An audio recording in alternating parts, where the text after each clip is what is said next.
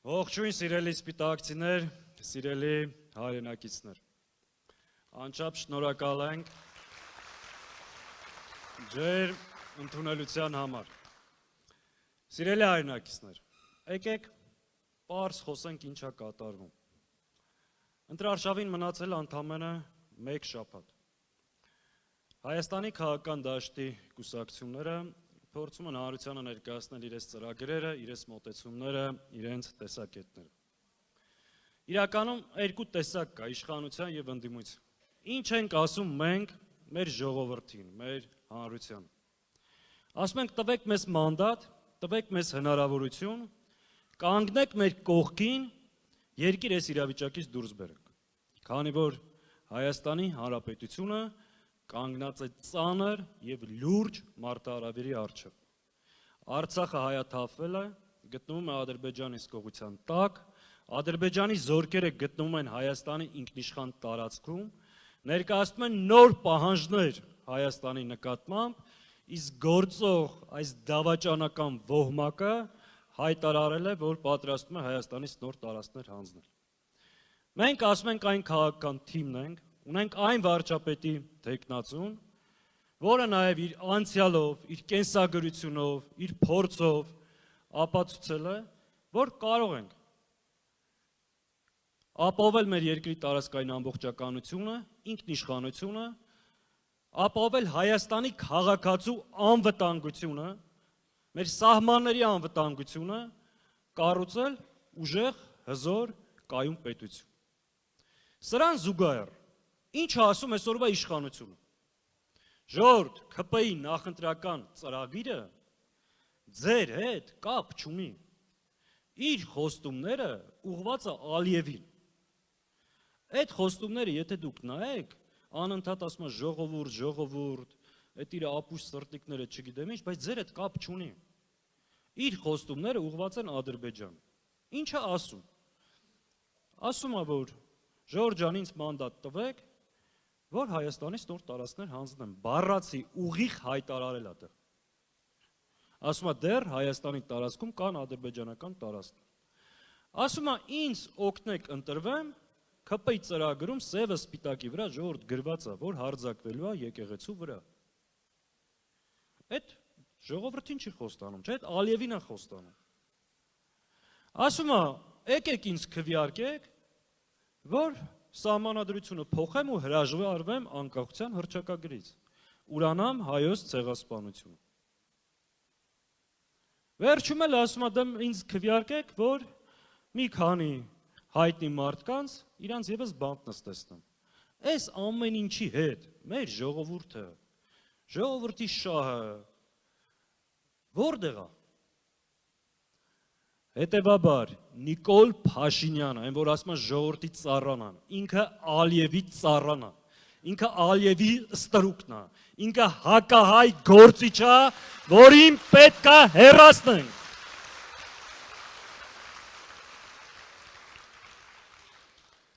Ժորժ ջան, այս մարդը բոլոր տեղերում ձախողել է։ Իր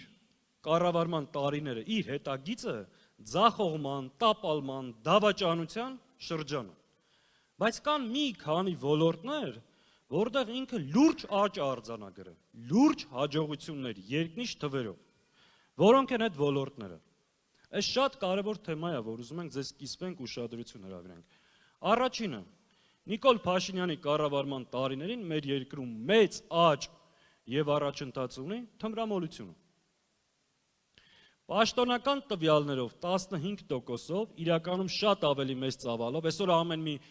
թփի ծառի տակ շքամուտքում նարկոտիկ են ծախում օրը ցերեկով, թմրամոլությունը մեր երկրում մեծ ծավալների է հասել։ Սա ինչի համար է։ Մեր ընտանիքները քանդելու, երիտասարդությանը սխալողությամբ տանելու ու լուրջ սպառնալիք է, անվտանգային սպառնալիք է, նույնիսկ դպրոցներում արդեն տարածումը տեսնում եք մեր հասարակության համար։ Լուրջ երկնիշ աճ ունի 8 տարվա մեջ։ Ինչ է ասում Հայաստան դաշինքը, որ արմատախիլ ենք անելու։ Թմրամոլությունը մեր երկրում պետք է համակարգային պայքար ուղղվի եւ իսպառ բացառվի։ Ու այսօրվա այս ծավալը որ գոյություն ունի ժողովուրդ ջան, գոյություն ունի, որովհետև սա ունի պետական հովանավորչություն, հակառակ պարագայում այս ծավալով չէր կարող լինել։ Երկրորդ առաջընթացը, այս իշխանության օրոք, սա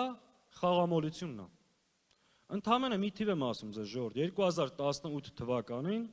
խաղադրույքների ծավալը կազմում էր $1 միլիարդ։ Այսօր խաղադրույքների ծավալը $20 միլիարդ։ 20 անգամ Նիկոլի իշխանության տարիներին խաղամոլությունը այս երկրում աճել է։ Պետական բյուջեից շատ, պատկերացնում եք դուք, խաղամոլության խաղադրույքների վրա գումար է դրվում։ Բոլորս գիտենք, չէ՞, քանի ընտանիք է քանդվում։ Նիկոլ Փաշինյանը կազինոն մտցրել է յուրաքանչյուր հայի օջախ։ Ընտանիքներ են կործանվում ու անվերադարձ։ Հայաստան դաշինքը ասում է, որ պետք է սահմանափակվի օնլայն կազինոների գործունեությունը եւ այդ չարիքի դեմը պետք է առնվի, որովհետեւ դրանք հայկական օջախների քանդման ու երիտասարդության կործանման պատճառ են դառնում։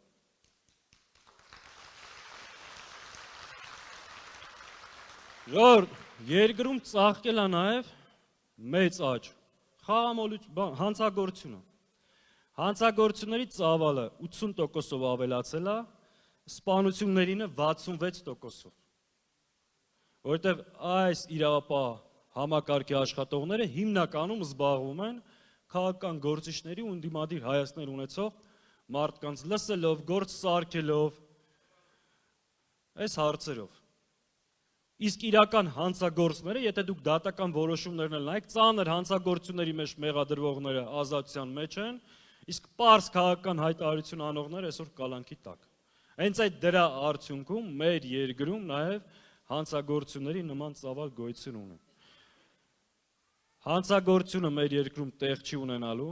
դաշինքը հստակ հայտարարում է, երկրում պետք է լինի կարգ ու կանոն եւ այս համակարգային պայքար հանցագործության դեմ։ Եվ վերջինը ժողովուրդ ջան, այս մարդը նաև լրջորեն 7.5 միլիարդով ավելացրել է պետական պարկ։ Ստեղ նստած յուրաքանչյուր քաղաքացու վրա մեծ պարկ է դրա։ Ասում ենք, ինչ ես արել այդ փողերը, ասում է զենք եմ առել, սուտ է ասում։ Այդ փողի շատ փոքր ծավալն է, զենքի վրա գնաց է, այդ թվերը հայտարարել ենք։ Էդի կերել եք ու պետքա վերադարձնել ժողովրդին ու մենք վերադարձնելու ենք։ Ժողովուրդ ջան, այս մարդու չարիքա, սա չափազանցություն չի։ Շատ հարցեր, որ ստեղ ձեզ ասում ենք, նոր բան չենք ասում։ 21 թվականին այս դիմացի հրապարակում այս ամեն ինչի մասին ասել ենք։ Ասել ենք, Ժորժ ջան,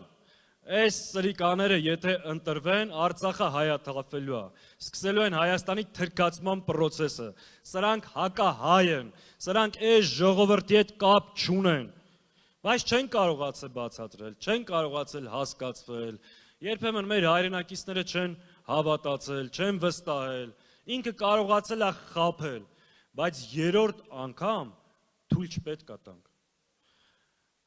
Երկու անգամ Փաշինյանի խաբելը մեր ժողովրդին դրա համար շատ թանկ ենք վճարել։ Վճարել ենք 18 թվականից հետո Արցախով, 21-ին վերընտրվելուց հետո 200 կիլոմետրից ավել տվել է Հայաստանից ու շարունակում է տալ։ Երրորդը տալու է Հայաստանը։ Սա չափազանցություն չի։ Խնդրում ենք, աղաչում ենք, պահանջում ենք։ Մեր ժողովուրդը պետք է արթնանա։ Այս չարիքի վերջը հունիսի 7-ին պետքա տանք։ Հետևաբար Ժորժ ջան, այս եկող շաբաթը շատ վճռորոշ շաբաթ է, շատ կարևոր շաբաթ է, մեր աշխատանքները ամբողջացնելու, ամփոփելու, պինդ, վստահ առաջ գնալու։ Այս սրանցից մի վախեցեք, Ժորժ, սրանք ով են, որ վախենում եք։ Սրանք ով են, էլի, սրանք պետք է ձեզանից յուրաքանչյուր հայ մարդուց, սրանք պետք է դողան։ Ինչի, որովհետև հայրենիք են հանձնել, որովհետև 5000 մարդու մահվան պատճառ են դարձել, որովհետև Հայաստանի ինքնիշխանությունն են զիջել։ Դրանք պետք է Հայաստանի քաղաքացիներից վախենան, ոչ թե Հայաստանի քաղաքացին այդ թրկահպատակներից։ Հետևաբար Ժորժ ջան, հունիսի 7-ին համար